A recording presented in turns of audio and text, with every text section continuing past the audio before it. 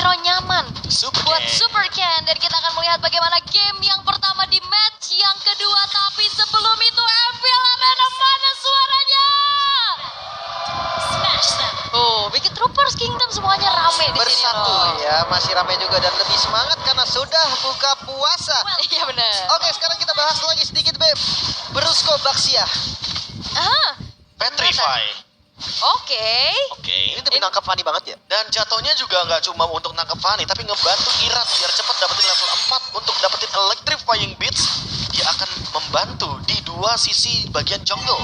Conclusive Blast untuk mempercepat juga ledakan dan magic damage-nya. Dan tidak melupakan bagaimana Baxia yang pada dasarnya memang sangat-sangat mumpuni banget untuk melakukan pocket damage kepada monster-monster jungle. Oke, gangguan kali ini sudah mulai terjadi. Gi bakal coba untuk menghindari adanya satu buah Astral Sphere yang ditembakkan, tapi First Blood kali ini jatuh ke tangan Irat. Punishment yang mahal lagi-lagi ya, tipikal dari RRQ. Mereka suka banget nge-punish move-move yang mungkin terbilang salah dari teman-teman Bigetron dan itu sangat worse di awal. Oh, tapi masih dengan emblem seperti biasanya. Super Ken, Trill, Festival of Blood tidak membawakan sama sekali Season Hunter, tapi tidak melupakan juga burst damage yang bisa dibawakan dari emblem Assassin, ditambah dengan Lethal Ignition. Sementara untuk Rom dari Baxia, Wilderness Blessing, rotasi adalah kunci. Oke, untuk Super Ken mungkin kayaknya gue tahu sih karena landing jauh tapi top.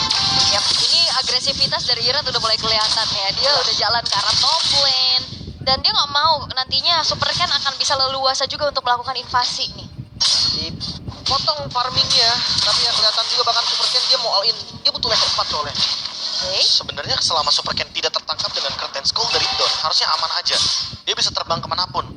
Gak ada batasan untuk dia melakukan serangan, apalagi untuk gold lane-nya Skylar loh, yang jatuhnya escape skill-nya sangat-sangat minim, hanya bermodalkan flicker. Nah, kalau misalkan sih banget ya. Iya, jadi kalau misalkan dia tiba-tiba engage ke tengah-tengah team fight dan dia nanti harus bener-bener targetnya juga banyak kayaknya. Ada 4 selain mungkin Baxia yang begitu tebal di depan. Oke.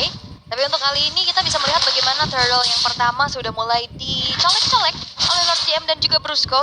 Brusco belum menginjak level 4, Astral Echo sudah mulai dibuka. Akankah ada kontes karena tabrakan sudah mulai terjadi, tertimpa dengan Eternal Scar kali ini dan bakal bikin viral. Lord GM berhasil untuk bisa mendapatkan 1 poin killnya dan bahkan kali ini Irat berhasil pula dipanis setelah Turtle-nya jatuh ke tangan Ararki Hoshi. Niatnya mau ngedelay tadi dari Bigetron namun ternyata tidak sempat. Fanny memang harus ngambil purple dulu untuk turtle pertama dan itu yang membuat turtle pertama susah banget pasti. Oke, Skylar yang kali ini bakal coba untuk ditarget, bakal coba untuk ditabrak lagi. Flicker menuju ke arah belakang dan dibalas Flicker dan Emon. Kali ini berhasil untuk bisa mendapatkan 1 poin kill dan ditabrakin lagi dengan Astral Sphere. 1 punishment terhadap Emon atas tumbangnya Skylar. Rotasi yang begitu cepat Bigetron dan direspon juga oleh RRQ. Ini pertarungan yang sama-sama ngotot di awal. Ini dia yang aku mention sebelumnya. Draftnya bener-bener gak mau kalah satu sama lain. Mereka meng-engage dari segi area jungle hingga di gold lane. Team fight di semua lini pun tercipta. Sementara Turtle objektif yang harusnya jadi kunci bagi kedua belah tim, sebenarnya kayaknya bakal lebih dominan kepada RRQ sih. Karena mungkin hero-nya lebih enjoyable juga untuk bisa engage di area Turtle. Tapi tidak melupakan bagaimana tadi pertukaran di area gold. Dan skirmish yang harus dihindari sepertinya nggak cuma sekali nih. Berkali-kali. Lord JM mengikuti laju dari Dawn, mencoba untuk mundur perlahan, hampir saja terikat ya. Tapi untungnya masih bisa selamat. Itu bahayanya Cici ya. Ya Ikut lebih ke ya. Dirotnya sih. Dirot itu kalau lompat ngikut ya. Makanya dia pas lawan Yuzong yang punya lompat balik juga itu bakal ngeri banget. Gampang ter-outplay ya. Iya, cuman ya tidaknya nggak tumbang lah, masih bisa recover lagi. Tuh, bahas soal Fanny nih. Fanny yang sebenarnya baru dapetin 1 kill di awal kayak gini. Ini sama Fanny tuh sama Ike Martis kan, Be? Nah sebenarnya modalnya lebih mengerikan kalau di tangan Super Ken sih. Kenapa? Karena dengan 1 kill ini Super Ken itu udah pasti bakal dapetin Heptasis di menit yang kelima. Setelah itu dia akan beranjak entah ke Hunter Strike atau Malefic, baru sisanya item defense.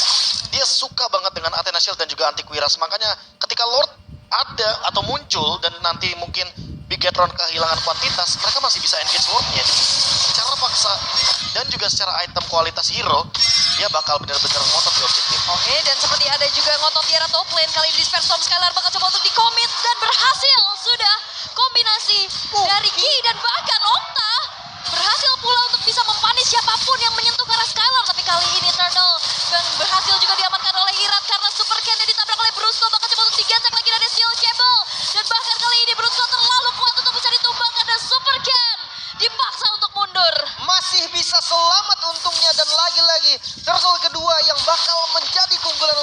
RRQ. Ini dia nih, objektif turtle yang menjadi kunci dari RRQ. 2 turtle menjadi poin yang cukup positif. Dan Okta mau nggak mau harus mencoba untuk mengcover Skylar-nya lebih lama lagi. Karena kayaknya yang mau skirmish di gold lane, itu malah Bigetron-nya, Lim. Tidak sesuai dengan apa yang tadi kita perbincangkan. Kalau misalkan RRQ yang skirmish, mereka yang rugi. Tapi Bigetron ingin memaksakan skirmish itu terjadi terus di area gold lane. Wah, Bikin menarik. rugi Skylar-nya. Menarik banget sih. Tapi dari fight turtle-nya tadi, wah gue ngeliat nih, Brusco udah jadi the gatekeeper nih pastinya. Karena nggak bisa masuk sama sekali. Dari Fanny-nya mau terbang lewat pun, itu ditutupin sama palang pintu ini Brusco. Dan ini sampai dengan turtle yang ketiga. Kalau sampai Lord kayaknya bakal bahaya karena ada Dirot dan juga ada Karin. Konsil, Astral Echo sudah mulai dibuka juga. Dengan adanya Dawn kali ini mencoba untuk mengikat dengan Curtain Skull-nya. Connect ke arah 2, Eternal Guard sudah mulai menginjak kepala dari seorang Skylar. Dipaksa untuk mundur, Astral Sphere belum connect tapi Brusco masih mencoba untuk maju lagi. Menabrakkan diri terhadap seorang Eman kali ini dengan Minion Fury yang dikomit. Emannya masih bisa bertahan mundur karena belakang. Dan justru kali ini Brusco yang hilang di tangan Moreno. Terlalu overcommit nampaknya, ditabrak, tapi paling enggak mereka dapetin satu buah objektif turret di atas. Ya, ini adalah tindakan terbaik dari yang terburuk yang bisa dibawakan oleh teman-teman dari Bigetron Alpha. Menukarkan satu poin kill sehingga setidaknya Brusco tidak akan lama-lama untuk kebadan di depan. Abyssal Strike-nya ternyata masih belum cukup damage sehingga Dawn, gak bang? Dawn. Ya ini satu buah miskalkulasi nampaknya Be ya. Kalkulasi yang cukup beresiko sih, karena Lord JM udah rotasi jauh banget dari bottom lane menuju ke bagian dari top lane. Tapi kalau kita melihat sejenak, Super Ken, dia bener-bener cari poin kill banget dibandingkan dengan objektif dari Turtle. Yap, oke. Satu buah katro ternyata udah mulai terbuka. Skylar masih bisa bertahan juga dengan adanya bala bantuan dari Brusco dekat dirinya. Masih aman juga. Tapi lagi-lagi, Turtle memang menjadi satu buah masalah untuk Fanny sendiri. Apalagi sekarang udah pegang lane jauh nampaknya. Nah ini Skylar udah mulai rotate juga ke arah bawah dan bakal dikasih space karena mengetahui Skylar juga dari tadi ditekan, Brusco-nya udah mulai nempelin nih. Dan mereka tahu kalau Skylar udah tumbang 2 kali, kayaknya lebih baik berikan ruang untuk Skylar. Dan ini bukan hero yang bisa menciptakan ruang seperti Cloud. Mau nggak mau harus ditempel sama Brusco. Lihat, Brusco bener-bener mengendalikan hampir di semua lini jauhnya. Yap, tapi sepertinya kali ini bakal coba untuk di-punish. All in menuju ke arah seorang Brusco. Lord JM dengan Abyssal Strike. Ditukar dengan adanya satu lagi objektif di arah top lane ya. Dimana Iratnya berhasil juga untuk mengenapankan Perfect Turtle untuk dirinya. Cukup berani ya sebenarnya. Mereka kayak ada dua kejadian di waktu yang sama berarti Be. Mereka membuka map di bagian bottom lane. Mereka juga membuka di bagian setup Turtle. Untungnya tidak ada orang di Turtle ketika melihat ada Lord JM dan juga Ki yang hadir di area bottom lane. Kuantitas menentukan bagaimana informasi yang bisa dilakukan oleh RRQ. Tapi open 2 map kali ini kalau terjadi di Lord, kayaknya cukup berbahaya sih, Lim. Iya kan, itu in and out soalnya kan, itu bahaya banget nanti bakal dipunish juga. Tapi untuk landing jauhnya nih, Fanny, Super Ken, match up-nya berarti Dawn ya. Mau nggak mau kan, apa 3-2 Brusco sama Skylar? Brusco Skylar kayaknya. Lihat dari tadi mereka benar-benar gak lepas sama sekali. Ini mengingatkan kita juga dengan gameplay di season 12 di mana Skylar selalu ditempelin sama Naomi. Dan ini jatuhnya mirip-mirip nih. Gameplay cover tapi pakai hero agresif.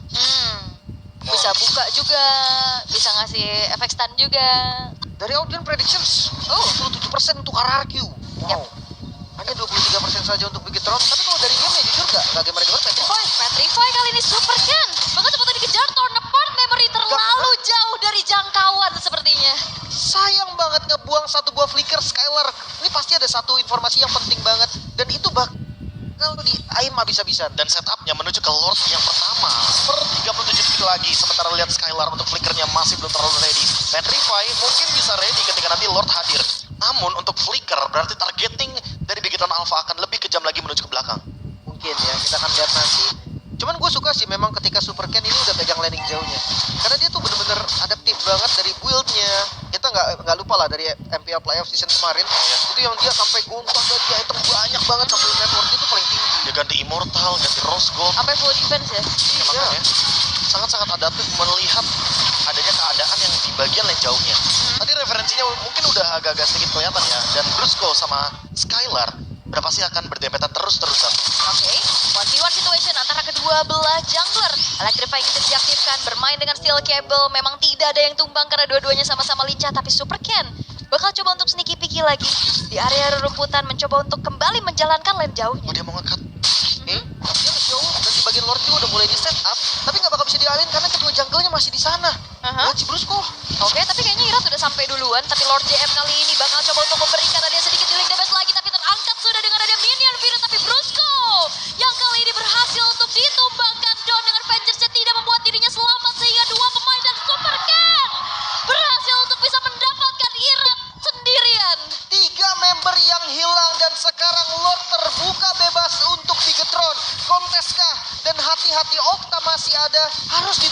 nanti dari Astral Recall ya. Tapi Skylar kali ini bakal coba untuk dimakan juga sepertinya. Dikejar lagi dan killing spree diamankan. Membiarkan Lordnya dipegangin oleh Iman dan Ki, dan eksekusi dari Super Ken yang begitu baik berhasil untuk bisa membuat keuntungan yang begitu banyak untuk Bigetron Alpha. Wah, ini goldnya langsung dipegang Bigetron 2000 loh. Swingnya jauh banget sih. Dengan satu event aja di mana Brusco tertangkap dengan ada Minion Fury, dan kali ini powerful buff-nya tidak akan dimiliki oleh Irat. Ditambah lagi Iratnya dikejar sama Super Ken. Dicari, dan seperti biasa informasi NF Brody, no flicker Skylar. Otomatis semua mata akan tertuju ke Brody dari Skylar.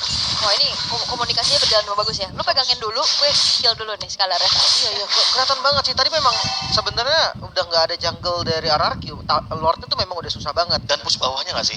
Iya, udah berjalan juga. Makanya sekarang mereka push defense. Tapi kalau ngomongin defense, ada Okta yang dia high ground defender juga. Dan bahkan dari 50 kali dilontarkan, 51 lebih tepatnya, 21 hit dari Astral Recall-nya. Sangat cenderung on point dan masih jarang miss. Oh, ketahuan Super Ken. Ternyata awareness dari Brusco untuk ngecek arah rumputan begitu baik ya. Ya, gua udah ngeliat rumput itu rumput bahaya sekarang. Rumput bahaya. Semuanya. Tapi pas mid mau dihancurin doang, itu rumput tuh sering banget diisi. Nah, kalau misalkan udah sampai best talent, mungkin di pojok-pojok kali ya, di rumput pojok pinggir map ini udah harus diwaspadai juga. Kalau di MPL Philippines bilangnya rumput RSG. Kalau di Indo mungkin bilangnya rumput Gifam kali ya. Bisa jadi. Paling sering tuh Baloski di situ soalnya. Oke, tapi ini kayaknya masih safety juga untuk defense. Gak ada best starting. Bottom lane. Oh, Super Ken. Menari-nari dengan ada Steel Cable dan bahkan Brusco. Terpick off untuk kelima kalinya. Irat kali ini bakal coba untuk di-commit. Terkenal lagi dengan adanya damage yang disumbangkan oleh Iman, dan killing spree diamankan. Dua pemain dari RRQ Hoshi menghilang. Wow, ini masih ada turret di arah midnya. Ini bisa jadi objektif tambahan pastinya untuk Bigetron. Dan lagi-lagi kontrol landing jauh yang gue ngeliatnya malah gak ada solusi sekarang, Be. Iya. Kita melihat tadinya kan sebenarnya ada formasi 3-2. Tapi kalau misalkan sekarang jadi 4-1, makin lebih berbahaya sih menurutku. Melihat potensi seperti ini, Bigetron mau maksain dari semua lininya dimenangkan. Match up ditutup. Dan bahkan melihat bagaimana resource jungle yang semuanya dimakan oleh Super Ken. Membuktikan kalau sekarang Bigetron Alpha makin leading lebih jauh lagi. 4.000 gold bisa bertambah jadi 8.000 setelah nanti Lordnya kedua. Bahkan itu dari Lord tadi aja advantage-nya udah sampai 3.000 loh. Dapat lagi orange buff-nya. Dan itu baru advantage belum comeback. Kalau comeback kita mungkin berbicara hampir 5.000 gold total loh. Dari yang awalnya sebenarnya RRQ Hoshi sempat unggulkan dengan 5 poin kill yang mereka dapatkan. Oke, dan sekarang damage dari Super Ken aja udah bisa loh. Sendirian gitu dia nge-pick off keberadaan dari Brusco yang notabene paling super tanky gitu dari RRQ Hoshi. Ya, mungkin karena nggak ada yang hero lockdown juga kali ya. Makanya Iya. tadi lihat deh, Super Ken mainin 4 kabel ya kan. Itu namanya Fanny meriang di tengah-tengah jungle. Sudah lama dan Brusco yang jadi korban. Tapi Oke, Super Ken ternyata hampir saja tersergap oleh pemain-pemain dari RRQ Hoshi dan tidak mau overcommit juga ya, lebih memilih untuk mundur. terbukti Super Ken berdasarkan player gold by UBS Gold ini menjadi investasi yang paling berhasil untuk di game kali ini. 10.000 gold untuk pertama kalinya disusul dengan Eman di urutan yang kedua. Yap, Super Ken kali ini sudah mulai saling bertemu kembali dengan adanya sang jungler Irat. Bakal coba untuk langsung saja memberikan sedikit dealing damage dengan Electrifying Beam, tapi gocekannya dan lihat bagaimana satu buang katron, tapi Skylar hadir dan third part memory men-shutdown keberadaan Super Ken, dan di sisi lain Iman dan juga Moreno bersama Ki sedang bekerja keras untuk bisa mendapatkan ke arah Lordnya, dan berhasil juga diamankan di tangan Moreno, dan Brusco kali ini mencoba untuk melarikan diri, tapi lihat damage yang disumbangkan oleh Iman begitu menyakitkan. Lord Jam dan juga Moreno bersinergi dan akhirnya Brusco pun ikut menghilang. Oke, pertukaran 2 ditukar 1. Sama-sama kehilangan jungle, namun di daerah Lord mereka cukup pede. Bigetron menguasai tempo kali ini dan berempat mereka coba untuk mendobrak RRQ. Oke, base turret udah mulai dihancurkan. Di atas sudah tidak ada, dan di arah tengah juga akan segera diruntuhkan. Dawn yang kali ini akan menjadi target. Masih ada Immortal di dalam tubuhnya yang dipertahankan. Irat? Tapi Irat akan coba mengejar, mencari lagi dari ritmenya, dan ternyata harus terpukul mundur karena damage dari Eman begitu mengerikan. Wah, the basic attack dari Eman ya. Itu kalau misalkan pasifnya pecah sekali lagi, Lim. Kayaknya beda cerita tuh, Lim. Itu dampak dari armor break-nya Direct loh. Itu yang bikin tadi damage-nya sebesar itu. Tapi jangan lupa, Lord-nya masih berdiri tegak, masuk melalui top lane. Dan apakah RRQ mampu untuk defense? Setup defensif dari RRQ Hoshi. Dan lihat, dengan adanya satu buah kontrol dari Super Ken di arah bawah, ini membuat adanya juga distraksi. Dengan adanya Lord yang sekarang sudah mulai masuk ke arah base dari arah Kiyoshi. Ki masih mencoba untuk mencari momentum dengan adanya minion Fury yang dimiliki. Electrifying Beats aktif dan sekarang lihat bagaimana